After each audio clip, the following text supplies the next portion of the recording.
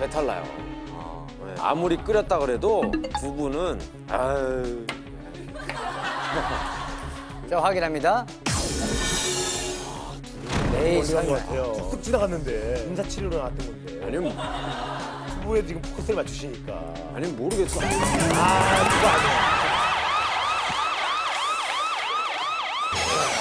정답은 아몬드예요. 예, 이 견과류는 말 그대로 이게 말라 있잖아요. 그러니까 그냥 아무렇게나 보관해도 상관이 없다고 생각하시는 거예요. 그래서 아까도 안주를 꺼내오시는데 뚜껑이 없더라고요. 와이프한테 우리 맥주나 한잔 할까 했을 때 와이프 안색이 어두웠죠. 예, 와이프는 안 거예요. 이미 막 보관했거든요. 뚜껑도 없이 그냥 아무데나 그냥 놓고 방치했었는데 이거를 먹으니까 이 안에서 탈이 난 거예요. 정답은 뭐 간단하게 아몬드. 잘 보관하지 않은 적절치 않은 방법으로 보관한 아몬드를 잘못 먹었기 때문에 마지막에 이거 술만 안 드시고 주무셨어요. 편하게 주무실 텐데 그 찝찝한 표정의 와이프 좀 보셨죠? 아몬드. 자, 아유 다 나왔잖아요. 그 근접한 사람 한 명도 없어요? 전혀? 저녁에 메인 메뉴가 뭐였죠? 김치찌개. 참치 김치찌개. 참치 김치찌개. 김치잖아요. 참치? 참치? 참치 얘기 아무도 안 했어? 참치 얘기 안 했다. 참치 얘기 내가 참치로 들어오면 돼. 참치. 참치.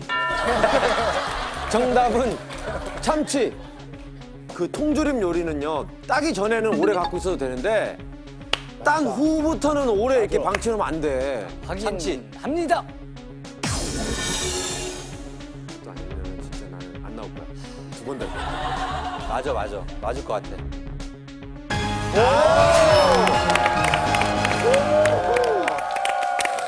맞네. 위기 탈출 넘버 원. 정답은 바로 먹다 남긴 채 상온에 오래 방치한 참치 통조림을 먹었기 때문입니다. 아침에 먹다 남긴 참치 통조림을 그날 저녁 찌개에 넣고 끓여 먹었다가 식중독에 걸린 지금 부부. 오래된 것도 아닌데. 자, 그런데 여기서 궁금증이 생깁니다. 무더운 여름도 아닌 쌀쌀한 가을철에 음식을 상온에 몇 시간 내놓는다고 과연 문제가 될까 싶은데요. 하지만 가을에도 한낮엔 기온이 꽤 높게 올라가고 심지어 난방을 하는 경우도 많아 실내 온도는 평균 25도 내외로 비교적 높은 편입니다. 그렇다면 이 온도에 음식을 놓아둘 경우 음식이 쉽게 상할까요? 제작진이 준비한 음식은 간단한 아침 식사의 단골 메뉴인 참치 통조림, 육개장, 김밥, 그리고 샌드위치. 실험맨은 출근을 앞둔 상황으로 가정하고 서둘러 먹기 시작합니다. 신선한 지금 상태로는 음식에 식중독 원인인 세균이 없거나 있더라도 그 수가 적기 때문에 전혀 문제될 것이 없는데요. 이 음식들을 각각 깨끗한 랩으로 씌워 평균 25도인 실내에서 그대로 놓아두겠습니다. 그렇게 약 10시간 경과 후 퇴근해서 돌아온 실험맨이 먹기 직전엔 음식 상태가 과연 어떨까요? 그럼 지금부터 전문기관의 도움을 받아 이 음식들로 세균을 배양해 보겠습니다. 각각의 음식물을 조금씩 채취해 인큐베이터에서 약 12시간 배양한 결과 충격적이게도 4종류의 음식에서 전부 식중독을 일으키는 세균이 검출됐는데요. 먼저 샌드위치에서는 극심한 구토 증상을 일으키는 황색 포도상 구균이 많이 검출됐고,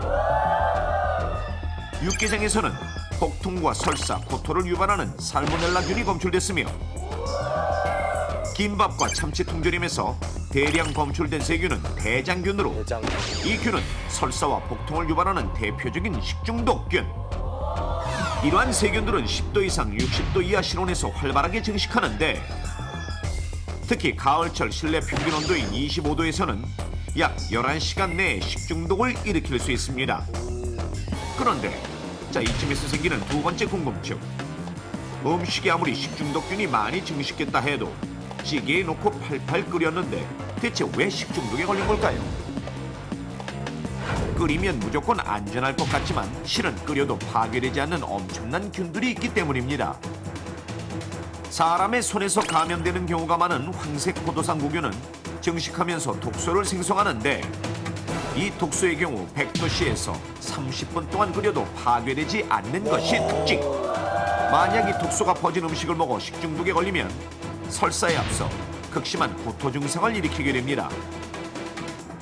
또한 튀김 등을 통해 감염되는 웰치균의 경우 100도씨에서 무려 4시간을 가열해도 살아남는데 이 웰치균에 감염되면 복통과 설사가 하루 5회 정도 계속 반복되고 노인들은 발열을 동반, 단시간에 기력이 빠져 실신할 위험이 있습니다. 이렇듯 고온에서도 죽지 않는 강력한 식중독 세균. 그렇다면 낮은 온도를 유지하는 냉장고 아니라면 안심해도 될까요? 제가 얘기한 부분이죠. 반드시 그렇지만은 않습니다.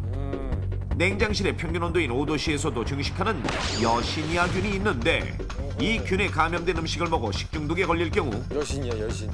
고열이 나며 장염과 함께 관절염을 동반하게 되고 4도씨의 냉장 상태에서 증식하는 리스테리아균의 경우엔 건강한 사람은 가벼운 열과 복통, 설사, 구토 등이 나타나지만 임산부는 유산의 위험이 높아지고 신생아나 노약자에게는 폐혈증, 수막염을 일으켜 자칫 생명을 위협할 수도 있습니다.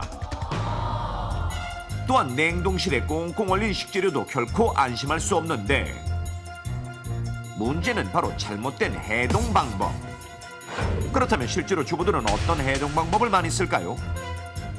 상온에다가 2-3시간 정도 내놨다가 다시 사용하죠. 상온에 2-3시간 놔두면 자연스럽게 녹잖아요. 실온에 놓고서는 해동시키고요. 한 2-3시간 정도 상온에서 그냥 놔둬요. 대부분이 이처럼 실온에 장시간 꺼내놓는다는 주부들이 상당수였습니다.